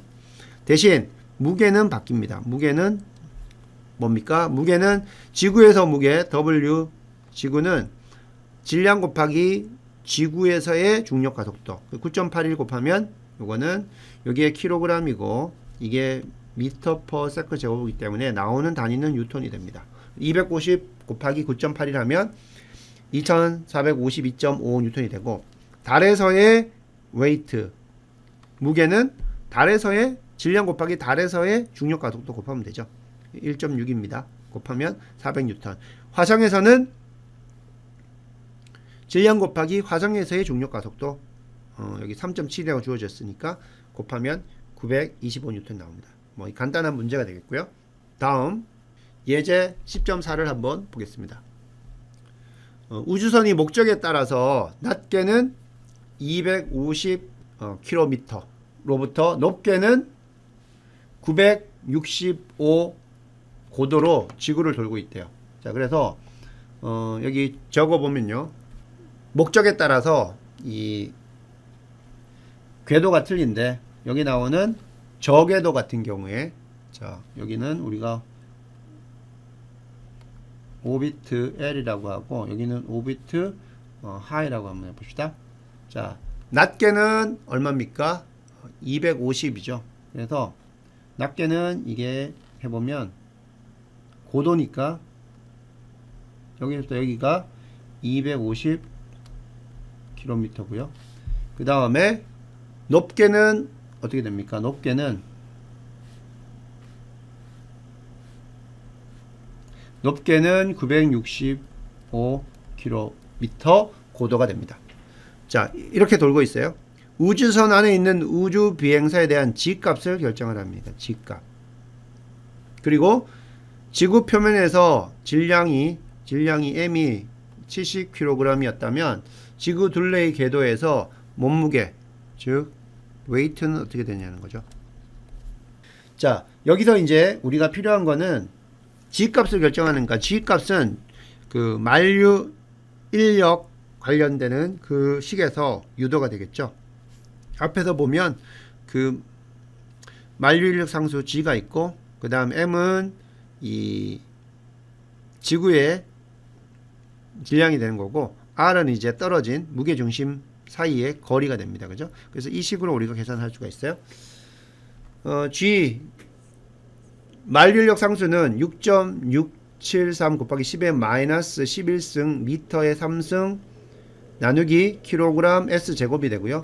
M 질량 지구의 질량은 5.97 곱하기 10의 24승 킬로그램이 된다고 이야기했고 그 다음에 자 우주선이 지구 표면 위에 250km 저궤도로 돌고 있을 때 거리입니다. 그러면 여기서부터 전체 거리니까 지구의 반지름 6378 곱하기 10의 3승 미터에다가 250km죠. 250 곱하기 10의 3승 미터로 바꿔주는 이거의 제곱입니다. 그래서 이걸 쭉 계산하면 9.07 정도가 나옵니다.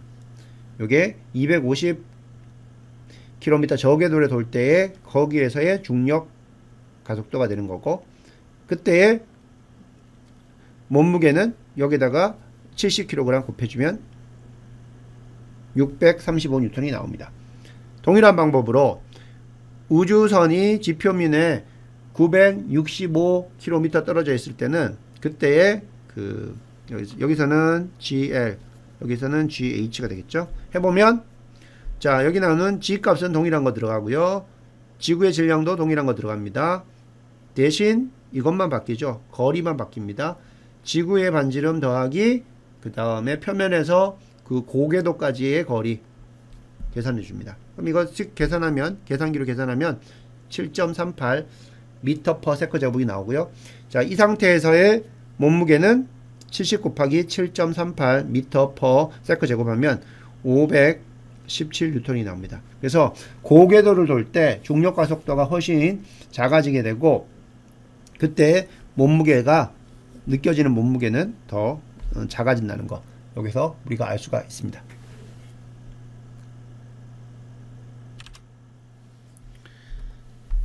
자, 다음 내용은요. 10장의 3절입니다. 모멘트. 자, 먼 거리, 즉 떨어진 거리에 작용하는 힘입니다. 일반적으로 물체에 비평형력이 작용하게 되면 물체를 이제 이동시키죠. 옮기고.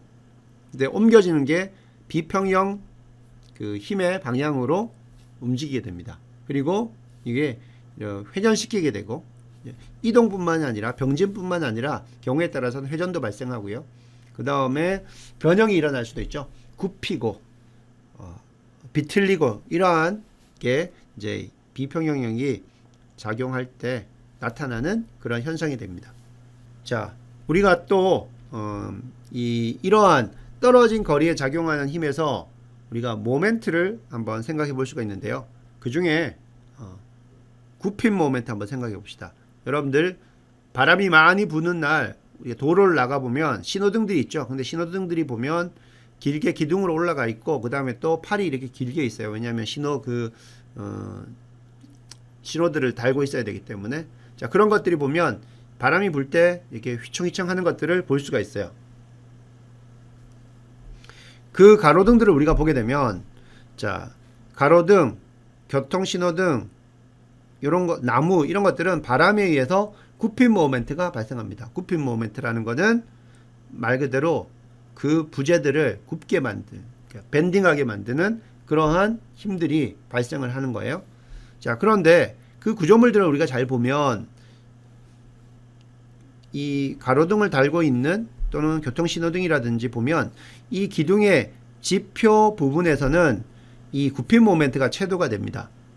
왜냐하면 그 같은 힘이 가해질 때 그 떨어진 거리가 최대가 되기 때문에 그 부분에서 굽힌 모멘트가 최대가 되기 때문에 우리가 구조를 만들 때 그죠?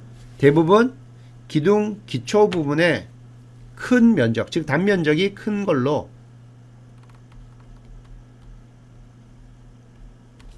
제작을 해서 파괴를 막는 데 효과적이에요. 그 다음에 나무도 마찬가지죠. 나무도 보면 이게 전부 다 이런 식으로 생겼죠.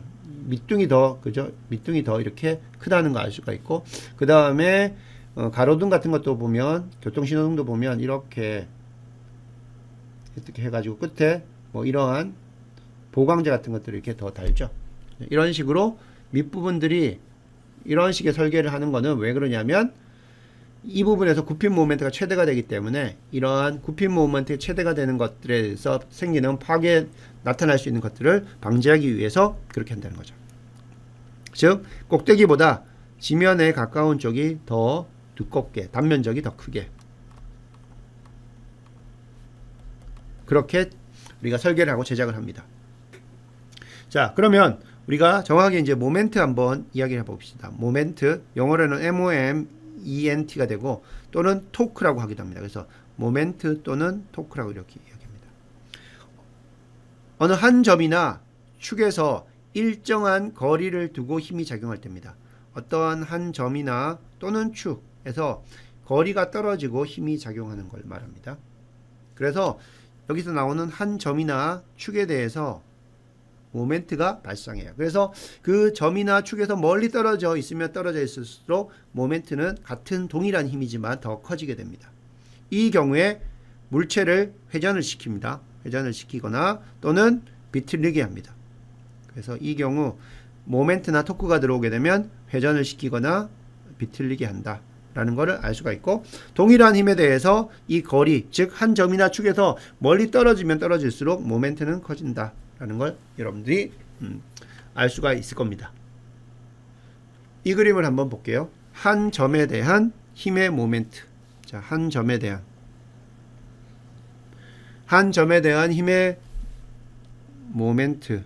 자, 한 점이라는 거는 지금 이게 뭐냐면 문입니다. 문을 우리가 위에서 봤을 때요. 그러면 문이 여기에는 뭐가 있어요? 여기는 힌지가 있죠. 힌지, 경첩이 있습니다. 그러면 여러분들이 힘을 이렇게 가하게 되면 어떻게 됩니까? 문이 회전을 하죠. 자, 그러면 여러분들 여기서 또 알 수 있는 건 뭐냐면 힘을 여기에 가하느냐 또는 자, 여기에 힘을 가하느냐 또는 이 제일 끝단에 이렇게 힘을 가하느냐에 따라서 같은 힘이더라도 여러분들 경험상으로 알고 있죠. 이렇게 끝단에다 힘을 가하면 문이 더 잘 쉽게 열린다는 거 알 수 있습니다. 자, 그래서 모멘트라는 거는요, 터닝 포스에 돌리는 힘이다. 회전을 유발시키는 힘이다. 이렇게 여러분들이 생각하면 되고, 모멘트는 이것도 벡터량입니다. 모멘트도 벡터량. 크기와 방향을 가지고 있어요. 크기와 방향. 자, 여기서는 방향이 어떻게 됩니까? 이거는 시계 방향으로 문이 열리게 되죠. 그래서 방향은 이게 정하기 나름이에요. 어떻게 정의하냐 틀린데 일반적으로 반시계 방향을 플러스로 합니다. 반시계 방향. 반시계 방향이라는 거는 지금 이건 시계 방향이고 반시계 방향 이쪽으로 가는 거죠. 자, 그러면 이거 어떻게 하냐면 반시계 방향을 이제 플러스로 하는데 어떻게 하냐면 축을 우리가 오른손으로 감싼다고 생각합시다. 축을 손가락 4개로 그 축을 이렇게 감싸요. 그러면 그 엄지손가락이 그 축과 평행한 어떤 방향이 나올 겁니다. 그 방향을 우리가 플러스라고 이렇게 이야기를 합니다. 그래서 이거는 오른손을 썼기 때문에 오른손 법칙으로 정의된 방향이 되겠습니다. 그래서 모멘트의 크기는 어떻게 되냐면 떨어진 거리, 그 어떤 점이나 축에서부터 힘이 가해질 때까지의 떨어진 거리를 가지고 우리가 모멘트 암이라고 합니다. 모멘트 암. 그래서 모멘트 팔이 되고 당연히 이게 크면 모멘트도 커지고요. 또 힘의 크기가 크면 당연히 모멘트 크기도 커지겠죠. 그래서 두 개를 곱한 거와 모멘트 크기는 동일하게 되고, 그 다음 이 여기 모멘트 팔 설명했는데요. 힘의 작용성과 회전하는 기준점과의 수직거리입니다. 수직거리. 밑에서 한번 그림을 보면 자, 여기 라인 오브 액션 여기 있죠. 힘이 가해지는 선입니다. 자, 이게 힘이 가해지는 선이에요. 그러면 A 지점에서 이 힘의 작용선과 회전하는 기준과의 수직거리라고 칩시다. 그러면 A를 기준으로 모멘트 팔을 계산하면은 어떻게 되냐면 D1입니다. 왜냐하면 이 점과 이 작용선까지의 이 수직거리예요. 수직거리 되고요. B는 어떻게 됩니까? B는 D2인데 요거는 B와 여기 힘의 작용선까지의 수직거리예요. C는 어떻게 됩니까? C는 제로입니다. 왜냐하면 C 점을 관통해서 그 힘의 작용선이 지나가고 있기 때문에 이거는 거리는 제로예요. 같은 힘이 가해진다고 하면 자, A점을 기준으로 해서 모멘트가 제일 크겠죠. B점은 왜요? 같은 힘이라도 여기는 거리가 짧기 때문에 암이 작기 때문에, 그리고 C는 모멘트는 어떻게 돼요? 제로죠. 왜냐하면 여기 모멘트 팔이 제로가 되기 때문에 그렇습니다. 자, 이 경우 한번 봅시다. 이 경우. 자, 이 경우는 여기가 작용점이 여기죠. 이 렌치가 있는데, 토크 렌치가 있는데 여기를 기준으로 힘을 이렇게 가합니다. 그러면 이 모멘트 암 어떻게 되냐면 이 힘의 작용선 이렇게 있죠. 힘의 작용선이 이렇게 작용할 텐데 이 점과 그 다음 여기 나오는 어떤 한 점 축 거기서부터의 거리입니다. 이게 디스턴스가 돼요. 이 수직거리가. 그래서 여러분 항상 이 수직거리를 여기 디스턴스를 계산할 때 모멘트 암을 계산할 때 이 작용선과 이 점 사이의 수직이라는 거, 이 부분을 여러분들이 잘 기억을 해줘야 됩니다. 자, 밑에 보면 MC의 경우 여기 C죠. 작용선이 C점을 통과하므로 모멘트 팔이 0이기 때문에 모멘트는 제로가 되고요.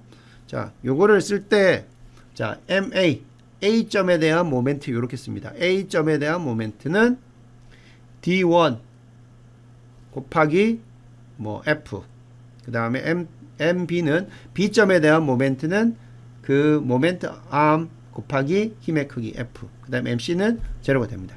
자, 여기서는 이제 크기를 나타냈었습니다. 여기는 모멘트의 크기는 매그니튜드예요. 크기만 나타낸 거고, 실제로는 뭐예요? 모멘트는 벡터량입니다.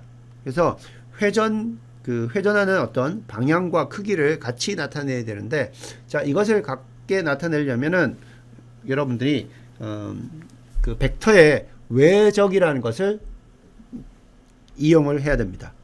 벡터의 외적, 요거는 크로스 프로덕트입니다. 이름이 정의는 어떻게 되냐면 벡터가 여기 A가 있고 B가 있다고 칩시다. 사실 여러분들이 이 외적을 배웠을 수도 있는데 외적을 계산할 때 우리가 행렬의 디터미넌트 같은 식으로 계산을 하기 때문에 여러분이 아직까지 행렬을 배우지 않았기 때문에요. 일단 이 내용들은 그냥 이런 내용이 있다 정도로만 기억을 해주면 좋겠습니다.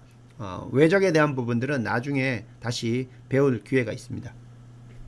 자, 요거는 이제 모멘트를 계산할 때 우리가 그 모멘트는 벡터량이기 때문에 크기와 방향을 다 알고 있어야 된다는 거죠. 그것들을 얻을 수 있는 어떤 계산할 수 있는 방식입니다.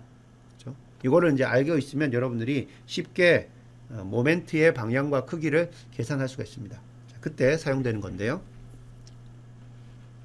자, 먼저 외적을 이야기를 하려면 우리가 내적을 또 이야기를 해야 돼요.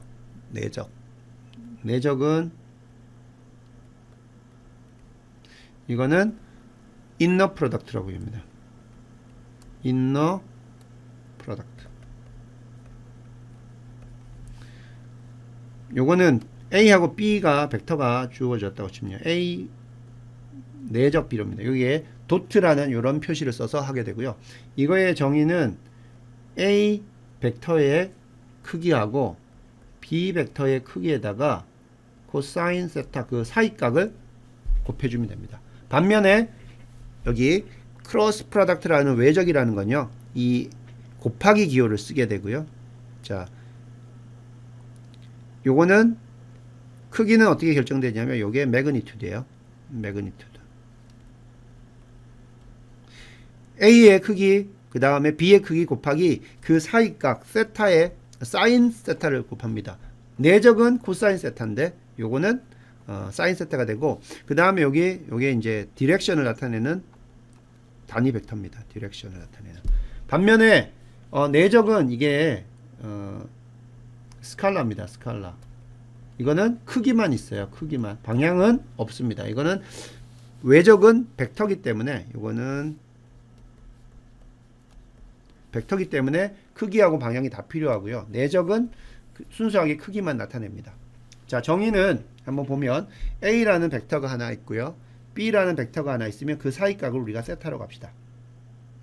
그러면 이 두 개의 A 크로스 프로덕트 B를 하게 되면 그거의 크기는 어떻게 되냐면 실제로는 이 A와 B가 나타내는 여기서는 평행사변형이라고 할까요? 평행사변형의 면적을 나타내는 것이고요. 자, 면적을 나타내는 거고, 자, 그러면 크기는 이렇게 되고 방향은 어디냐면, 자, 여기 나오는 보라색인데요. 보라색인데 이 특징이 뭐냐면 A에도 수직입니다. A에도 수직이고요. A에도 수직이고, 그리고 B에도 수직인 이러한 방향입니다. 자, 여기에 이 방향으로의 단위 벡터를 우리가 n이라고 이렇게 이야기를 합니다. 자, 이렇게 계산을 할 수가 있어요. 자, 그러면 이걸 계산을 어떻게 하냐면 여기 행렬에 나오는 디터미넌트, 행렬식이라는 걸 씁니다. 행렬식. 자, 방법은 어떻게 하냐면요. ijk를 그냥 이렇게 배치를 하고요. 그 다음에 A 벡터의 성분들 A1, 자, 그러면 이제 A 벡터는 어떻게 되냐면 이거는 A1, A2, A3라는 XYZ 어떤 좌표계에서의 성분을 가지고 B라는 거는 B1, B2, B3를 가진다고 하면 그냥 이 A의 벡터의 성분을 이렇게 씁니다. 그리고 B 벡터의 성분도 이렇게 씁니다. 그 다음에 이게 이제 3x3 행과 열이 3개 있기 때문에 이 3x3 행렬의 행렬식으로 계산을 합니다. 행렬식은 여러분들 2학기 때 배우게 됩니다. 그 행렬식으로 배우게 되는데 그냥 여러분들이 그냥 공식으로 알고 있으면요 어떻게 되냐면 먼저 이렇게 곱합니다. 그러면 어떻게 됩니까? A2, B3 그 다음에 I가 곱해지죠. 자, 첫 번째 성분이 나오고요. 그 다음에 어떻게 되냐면 자, 이 방향으로 그 다음에 이렇게 곱합니다. 그럼 뭐예요? 지금 두 번째 게 나오려면 두 번째 거는 이렇게 곱하기 전에 어떻게 곱하냐면 이렇게 곱합니다. 이렇게 곱해요. 이렇게 곱하면 B1, A3, J가 나오죠. 그 다음 세 번째는 뭐예요? K가 지나가게끔 A1, B1, K가 이렇게 이 방향으로 가는 것들은 플러스로 하고요. 그 다음에 이 방향으로 또 계산합니다. 이 방향으로 계산하면 이거는 B1 자 K가 되고 그 다음에 이 방향으로 또 나오는 거는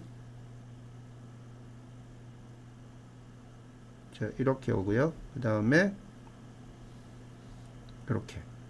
이렇게 옵니다. 그러면 자 I를 지나는 건 뭐예요? I를 지나는 거는 쭉 자 이렇게 오면은 A3, B2죠.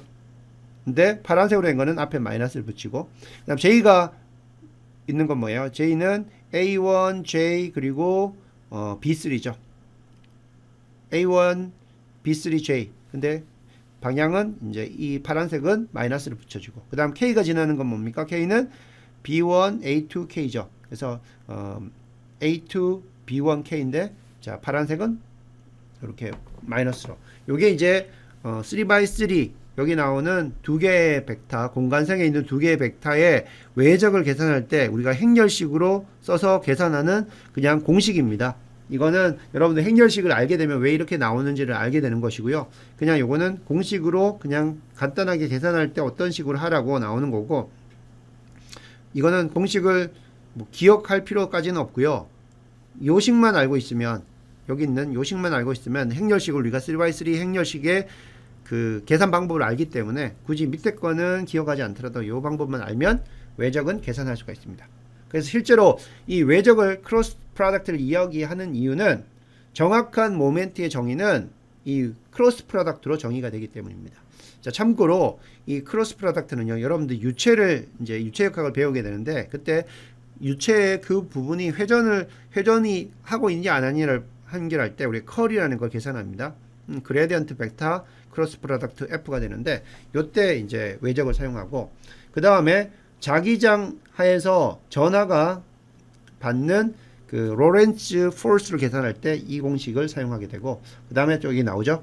모멘트, 토크, 그 다음에 각 운동량 이런 것들을 정의할 때 크로스 프로덕트 외적을 사용한다는 겁니다. 그래서 우리가 지금 모멘트, 토크, 이 각 운동량, 앵귤라 모멘텀을 할 때 요거를 사용하기 위해서 외적을 설명을 했고요. 여러분들은 내적과 외적의 차이 그리고 간단하게 계산하는 이 공식을 기억을 해주면 되겠습니다. 그래서 정확하게 이제 모멘트하고 토크를 우리가 어떻게 계산하냐면요. 자, 크로스 프로덕트 외적으로 계산합니다. 뭐냐면 여기 나오는 R 그 모멘트 암이죠. 그거에 대한 벡터 형태로 쓰게 되고요. 그 다음에 폴스도 여러분들이 벡터 형태로 쓰게 되면 모멘트는 이처럼 R 크로스 프로덕트 F로 계산할 수 있습니다. 요거는 이제 벡터량이 됩니다. 이렇게 계산할 수가 있어요. 한번 몇 가지 예를 한번 보겠습니다. 자, 모멘트 구하기인데요.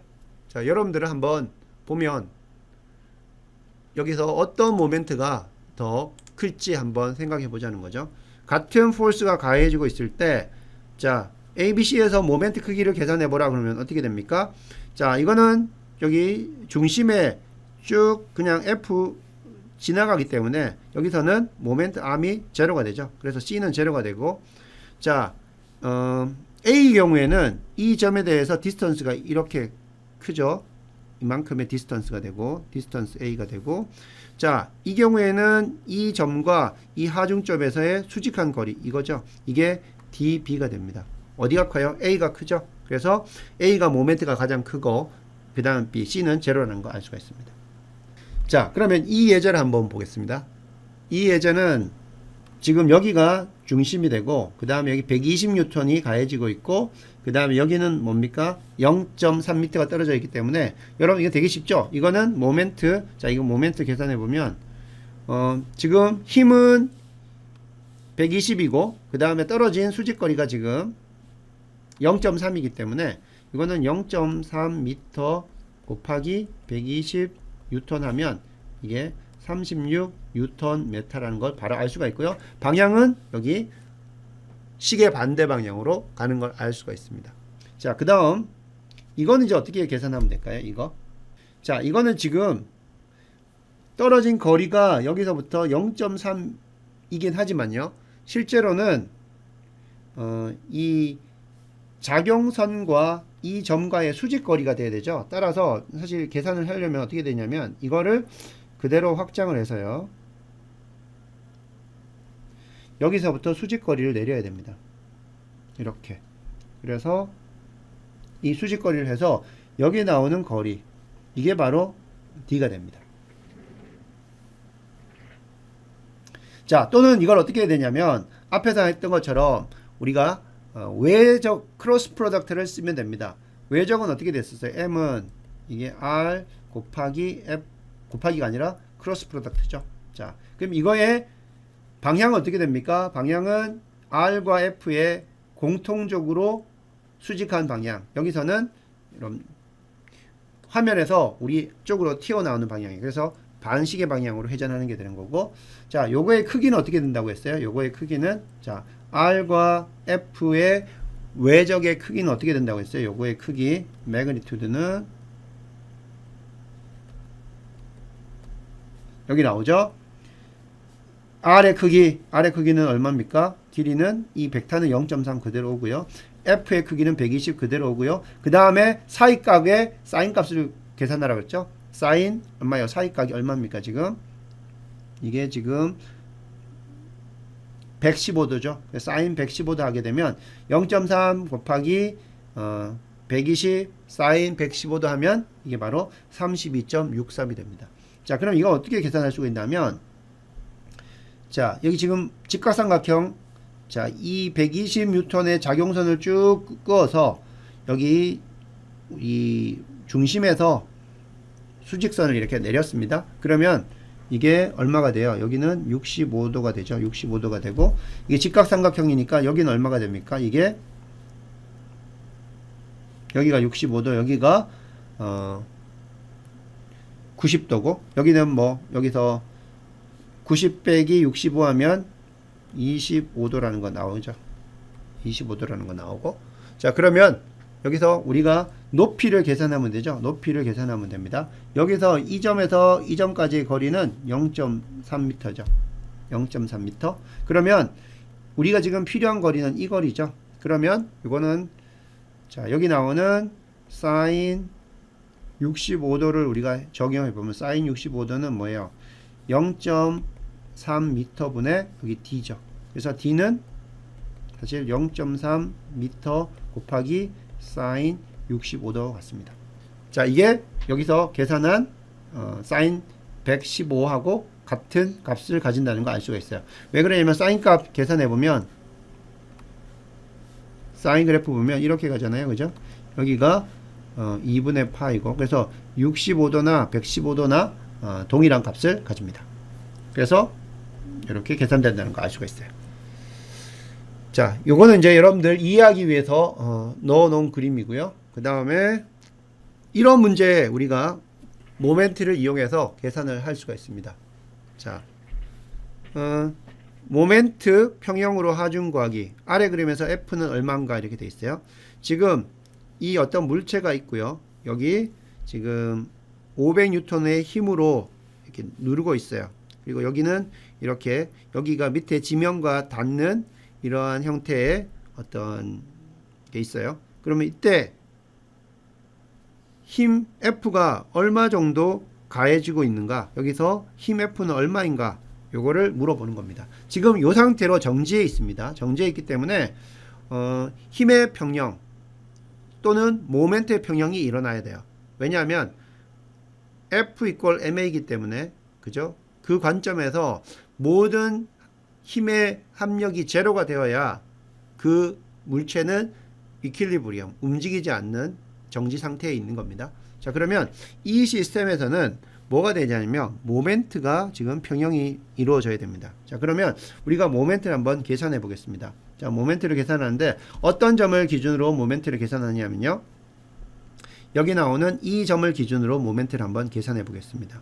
자, 그럼 이 점에서, 자, 500N의 힘에 의해서 나타나는 모멘트는 어떻게 됩니까? 이게 지금 이 지점에서 여기까지 수직거리가 0.7이었기 때문에 0.7m 곱하기 500입니다. 이거는 힘을 이쪽 기준으로 이렇게 가해주기 때문에 이거는 어떻게 됩니까? 이게 반시계 방향으로 지금 작용하고 있는 것이고요. 자, 그래서 우리가 반시계 방향을 플러스로 넣었기 때문에 자, 이거는 그냥 플러스 값이 되는 거고요. 다음, 이 F에 대한 힘 얼마인지 몰라요. 계산해야 됩니다. 근데 그 F에서 그 작용선과 여기 우리가 관심 가지고 있는 모멘트를 계산하려고 하는 점에서 떨어진 거리가 얼마입니까? 0.07이죠. 0.07이고 힘의 크기는 몰라요. 이게 제로가 돼요. 그러면 모멘트가 자, 이 두 개가 같아야 지금 서로 회전이 일어나지 않는 상황이 됩니다. 그럼 이 두 식을 같다고 놓으면 어떻게 돼요? F는 여기보다 10배가 큰 5000N이 돼야 되는 거죠. 따라서 이게 뭘 의미하냐면 우리가 이러한 그 공구를 쓰게 되면 어떻게 됩니까? 우리는 힘을 500N만 가했는데 들 수 있는 건 뭐예요? 이 물체가 들렸죠? 이때 물체가 들린 질량은 얼마가 됩니까? 질량 그 무게가 되죠. 무게는 얼마가 돼요? 5000N이라는 거 알 수 있죠. 그래서 이러한 기구 지렛대 원리를 이용해 가지고 작은 힘으로 큰 물체, 무게가 큰 물체를 우리가 이렇게 들어 올릴 수가 있는 거죠. 자, 그 관점에서 보면 모멘트는 지금 평행을 이루어야 되기 때문에 한 점에 대한 이 점에 대한 모멘트가 제로다. 그래서 계산해 보면 F는 5000N이라는 걸 알 수가 있습니다. 자, 예제 10.5입니다. 자, 예제 10.5에서 점 5에 대한 힘의 모멘트 합을 계산하랍니다. 점 5는 바로 여기입니다. 이 점이 되겠고요. 중요한 것은 모멘트는 이 점과 떨어진 거리 곱하기 힘이죠. 근데 그 거리를 계산할 때는 반드시 힘의 작용선과 이 점이 수직하도록 하는 거리여야 됩니다. 그죠? 그래서 수직거리를 사용하면 됩니다. 자, 그러면 우리가 계산을 해봅시다. 점 5에 대한 모멘트, 이게 반시계 방향으로 하는 게 플러스입니다. 그러면 첫 번째 힘은 어떻게 됩니까? 50N 곱하기 거리는 5cm이기 때문에 0.005가 되고요. 됐고요. 두 번째는 자, 이 힘입니다. 이 힘은 어떻게 하면 됩니까? 이 힘이 자, 작용선이 자, 이렇게 한다고 칩시다. 그러면 이게 작용선이 이렇게 되기 때문에 두 번째 힘에 대한 거리는 실제로는 이 거리입니다. 이 거리. 맞죠? 그러면 그 거리는 어떻게 됩니까? 이 거리가 지금 7cm이기 때문에 실제로 거리는 이게 필요한 거죠. 이 거리가 필요합니다. 이게 두 번째예요. 이게 50N. 두 번째 50N에 대한 거리가 되는 거죠. 그거는 자, 50N 곱하기 여기 나온 7cm 0.07 곱하기 자, 요 거리는 코사인 35도 해주면 되죠. 이거 곱하기 코사인 35도 하면 이 거리가 나옵니다. 됐고요. 더하기 이것도 방향은 같은 방향, 반시계 방향, 즉 양이 되고 그 다음에 이건 뭡니까? 이거 100N도 마찬가지죠. 이것도 쭉 해보면 거리는 이 거리가 되는 거죠. 이 거리는 어떻게 됩니까? 여기까지가 5cm, 2cm, 3cm가 10cm예요. 그래서 힘 100N 곱하기 10cm니까 0.1 곱하기 마찬가지로 코사인 35도 해주면 이 거리가 나옵니다. 그래서 이거 쭉 다 더하면 13.5Nm가 나옵니다. 예제 10.6 마지막 문제가 되겠어요. 아래와 같은 경우에 자, A, B, C, D에서의 모멘트를 자, 구하랍니다. 여기서 힘은 같은 크기로 들어가고요. 같은 힘이고 또 서로 반대 방향으로 작용한다는 거예요. 자, 이 힘이 100N인데 이쪽으로 작용하고 이쪽으로 작용해요. 자, 그러면 A, B, C, D에 대해서 힘의 모멘트를 한번 다 계산해 봅시다. A점에 대해서 계산해 봅시다. 이 점입니다. 힘이 두 개이기 때문에 첫 번째 거는 힘 곱하기 이 점과 이 힘의 작용성의 수직거리는 제로가 되죠. 그 다음에 이건 어떻게 됩니까? 이거는 힘은 100이고 그 다음에 떨어진 거리는 0.1입니다. 근데 이게 이쪽 방향으로 돌아가죠. 이건 시계 방향으로 돌아가는 그러한 뉴턴 메타가 되고, B는 어떻게 됩니까? B는 자, B점을 기준으로 하게 되면 위에 있는 힘은 100뉴턴 곱하기 0.1. 자, 이쪽 방향으로 돌아가게 하는 거고, 그 다음에 이 힘은 어떻게 됩니까? B점을 기준으로 보면 작용선과 힘의 작용선과 이 점의 거리가 0이기 때문에 자, 이거는 0이 됩니다. 그래서 남는 거는 역시 10뉴턴 메타. 방향은 시계 방향. C점에 대해서 한번 계산해 봅시다. C점에 대해서 계산해 보면 제일 처음에 있는 힘, 이건 어떻게 해요? 떨어진 거리가 0.25m가 되고, 자, 이거는 오른쪽으로 이렇게 시계 방향으로 회전하게 하는 거고요. 자, C점에 대해서 이 힘, 두 번째 힘은 어떻게 됩니까? 떨어진 거리는 0.15인데 반대 방향이죠. 이게 반대 방향이에요. 따라서 여기 마이너스를 했습니다. 그래서 25Nm 빼기 15Nm 하면은 마찬가지로 이거는 C 방향으로 10Nm가 됩니다. D 방향에 대해서 D에 대해서 한번 해봅시다. D는 제일 위에 있는 하중은 떨어진 거리가 35예요. 35cm, 0.35m가 되고, 이거는 힘이 이 방향으로 가기 때문에 이거는 시계 방향이 되는 거고, 그 다음에 여기 두 번째 힘은 떨어진 거리가 0.25m가 되고 반시계 방향이죠. 이렇게 됩니다. 그러면 35Nm 빼기 25Nm 하면 역시 시계 방향으로 10Nm가 됩니다. 그래서 이 경우에 어떻게 돼요? 모든 점에 대해서 같은 크기의 모멘트를 가진다는 걸 알 수가 있죠. 그래서 모멘트는 힘에다가 힘 사이의 수직거리 계산해서 하면 돼요. 모든 경우 똑같다는 걸 알 수가 있고, 본 예제에서 두 힘은 100N, 100N으로 같은 크기가 되고요. 작용선상이 다르고요. 방향이 어때요? 서로 반대 방향이죠. 이렇게 하면 이 지금 막대를 어떻게 돼요? 순수하게 회전을 시키는 그러한 운동을 유발시킵니다. 이런 걸 가지고 우리가 뭐라고 하냐면 우력 커플이라고 이렇게 얘기합니다. 커플은 뭐다? 같은 힘이지만 다른 작용선 상에서 서로 반대 방향으로 작용하는 힘이고, 이 힘이 들어오게 되면 이 시스템은 순수하게 회전이 발생한다는 거예요. 그래서 어떤 시스템에 우력 커플 모멘트가 들어오게 되면요, 그것은 그 물체의 순수한 회전 운동을 발생을 시킵니다. 그리고 이때 회전 운동을 발생시키는 모멘트의 크기는 이 힘의 크기 곱하기 떨어진 거리, 그래서 100N 곱하기 0.1에서 10Nm의 그러한 모멘트 크기가 발생을 하는 겁니다. 그래서 여러분들 이 부분을 잘 기억해야 돼요. 그래서 우력이라는 것은 어떤 물체의 같은 크기의 힘이 서로 작용선이 떨어져 있고 반대 방향으로 힘이 가해지는 경우, 이 물체의 어떤 점을 기준으로 여러분들이 모멘트를 계산하더라도 그 모멘트는 다 똑같고요. 이러한 커플은 순수하게 이 물체를 회전을 시킵니다. 순수한 회전 운동. 자, 그래서 한 물체를 두고 여러분 그 자리에서 그걸 회전시키려고 하면 이와 같이 우력, 커플로 여러분들이 힘을 가하게 되면 그 자리에서 회전을 하게 됩니다. 자, 이렇게 해서요, 오늘 챕터 10 힘에 대해서 이야기를 했고요. 오늘 예제 10.6까지 이렇게 이야기를 했고, 다음 시간에 이어서 계속 진행을 하도록 하겠습니다.